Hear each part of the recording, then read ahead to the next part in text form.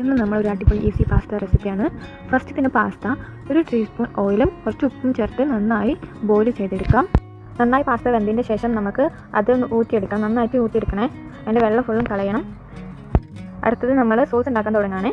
ഒരു piece of butter ഇട്ട് അതിലോട്ട് നമ്മൾ 3 ഇല്ലി വെളുത്തുള്ളി ഇട്ടത്. ഇത് വലിയ വെളുത്തുള്ളി ആയതുകൊണ്ടാണ് കേട്ടോ, കുറേ ഉണ്ട്.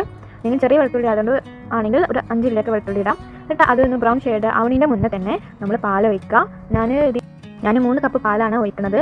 അതിലോട്ട് 3 ടീസ്പൂൺ മൈദ പാൽ ചേർത്ത് മിക്സാക്കി അത് ആഡ് ചെയ്യാം. എന്നിട്ട് നന്നായിട്ട് കുറുക്കണേ, കൈ വിടാതെ കുറുക്കണം. മൈദ ചേർക്കുമ്പോൾ അടിയിൽ പിടിക്കാൻ ചാൻസ് ഉണ്ട്, അതുകൊണ്ട് നമ്മൾ കൈ വിടാതെ നന്നായിട്ട് ഇളക്കണം. അതിലോട്ട് കുറച്ച് നമ്മൾ സാൾട്ട് ആഡ് ചെയ്യാം. എന്നിട്ട് നന്നായിട്ട് ഇളക്കാം. എന്നിട്ട് കുറച്ച് കുറുക്കി വരുമ്പോഴാണ് നമ്മൾ ബാക്കിയുള്ള ഇൻഗ്രീഡിയൻസ് ചേർക്കുക. നന്നായി കുറുക്കിയതിന് ശേഷം നമ്മൾ 1 സ്പൂൺ കുരുമുളക് പൊടിയാണ് യൂസ് ചെയ്യുന്നത്. നിങ്ങൾക്ക് അധികം എരിവാണെങ്കിൽ കുറച്ചും കൂടി ഞങ്ങൾക്ക് ആഡ് ചെയ്യാം. ഞാൻ ഇവിടെ കുറച്ച് എരിവിലാണ് പാസ്ത ഉണ്ടാക്കുന്നത്, അതുകൊണ്ടാണ് ഞാൻ കുറച്ച് എല്ലാം ആഡ് ചെയ്യേണ്ടത്. നിങ്ങൾക്ക് വേണമെങ്കിൽ കുറച്ചും കൂടെ ആഡ് ചെയ്യാം. ഇതിലിപ്പോൾ ഒറിഗാനോ ഇപ്പോൾ യൂസ് ചെയ്തത്. ഒറിഗാനോ നിങ്ങൾക്ക് ഇഷ്ടത്തിനനുസരിച്ചിട്ട് ഞാൻ 1 സ്പൂണാണ് ഇട്ടത് ഒറിഗാനോ. അത് കഴിഞ്ഞിട്ട് നമ്മൾ ചില്ലി ഫ്ലേക്സ് ആണ് ഇട്ടത്. കുറച്ച് ചില്ലി ഫ്ലേക്സ് ഇട്ടുള്ളൂ. എരിവ് വേണ്ടവർക്ക് കുറേ ഇടാം കേട്ടോ. 1 സ്പൂൺ വരെ ഇടാം ചില്ലി ഫ്ലേക്സ്, അത്ര എരിവൊന്നും ഉണ്ടാവില്ല.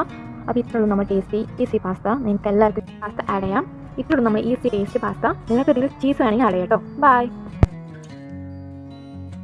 ഇന്ന് നമ്മളൊരു അടിപൊളി ഈസി പാസ്ത റെസിപ്പിയാണ്.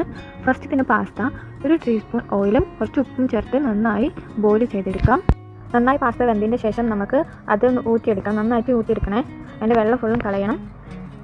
അടുത്തത് നമ്മൾ സോസ് ഉണ്ടാക്കാൻ തുടങ്ങുകയാണ്. ഒരു പീസ് ഓഫ് ബട്ടർ ഇട്ട് അതിലോട്ട് നമ്മൾ 3 ഇല്ലി വെളുത്തുള്ളി ഇട്ടത്. ഇത് വലിയ വെളുത്തുള്ളി ആയതുകൊണ്ടാണ് കേട്ടോ, കുറേ ഉണ്ട്. നിങ്ങൾ ചെറിയ വെളുത്തുള്ളി ആയതുകൊണ്ട് ആണെങ്കിൽ ഒരു 5 ഇല്ലിയൊക്കെ വെളുത്തുള്ളി ഇടാം. എന്നിട്ട് അതൊന്ന് ബ്രൗൺ ഷെയ്ഡ് ആവുന്നതിൻ്റെ മുന്നേ തന്നെ നമ്മൾ പാൽ ഒഴിക്കുക. ഞാൻ 3 കപ്പ് പാലാണ് ഒഴിക്കുന്നത്.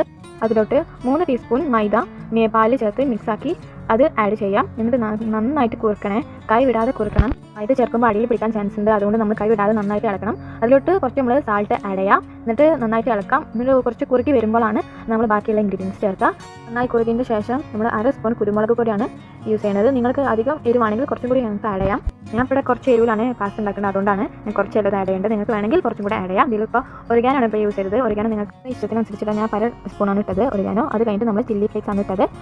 കുറച്ച് ചില്ലി ഫ്ലേക്സ് ഇട്ടുള്ളൂ. എരിവ് വേണ്ടവർക്ക് കുറേ ഇടാം കേട്ടോ. 1 സ്പൂൺ വരെ ഇടാം ചില്ലി ഫ്ലേക്സ്, അത്ര എരിവൊന്നും ഉണ്ടാവില്ല.